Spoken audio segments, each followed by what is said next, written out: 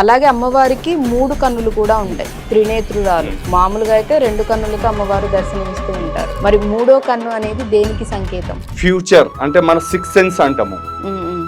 అంటే మన ఆత్మ వచ్చేసి ఈడ ఉంటుంది ఆడ ఉంటుంది అనేసి చెప్తారు, కానీ ఆత్మ వచ్చి ఈడ ఉంటే చిన్న బిందులాగా ఉంటుంది అనమాట. సూది గుచ్చితే ఎంత ఉంటుందో సేమ్ అంతే ఉంటుంది మన ఆత్మ. అది కూడా మనకు ఉండేది ఈడ అనమాట. సేమ్ అట్లనే త్రినేత్ర అనేది శివుడు ప్రసాదించిన, అది మనకి వేరే శక్తులు ఎట్లా ఒక్కొక్క ఆయుధాన్ని ఎట్లా కాళీకి ప్రసాదించారు, అట్లనే శివుడు కూడా ఒక వరం కింద అమ్మవారికి 3వ నేత్రాన్ని ఇవ్వడం జరిగింది. ఈ 3వ నేత్రం ఇప్పుడు శివునిది అయితే మనం చూసుకున్నట్లయితే 3వ నేత్రం తెరిచారంటే ఎదురుగా ఏదున్నా అది భస్మం అయిపోతుంది, చాలా పవర్ఫుల్.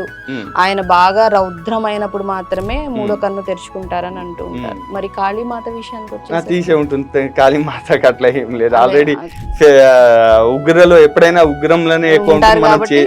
మనం చేసే పూజలు బట్టి ఆ తల్లిని శాంత రూపంలో పెట్టుకోవాలా, ఉగ్ర రూపంలో పెట్టుకోవాలా అనేది మనం మీద డిపెండ్. ఎందుకంటే తల్లికి సాత్విక విధంగా కూడా పూజించబోతుంది, తాంసిక రూపంలో కూడా పూజించబోతుంది. ఆ తల్లి అనేక రూపంలో పూజించబోతుంది కాబట్టి అనేక రూపాల్లో పూజలు అందుకుంటారు కాబట్టి. ఇప్పుడు మన దగ్గరనే చూడండి, ఫలక్నామాలో తల్లి శ్మశాన కాళి రూపంలో పూజించబోతుంది, ఉగ్ర రూపంలోనే ఉంటుంది తల్లి.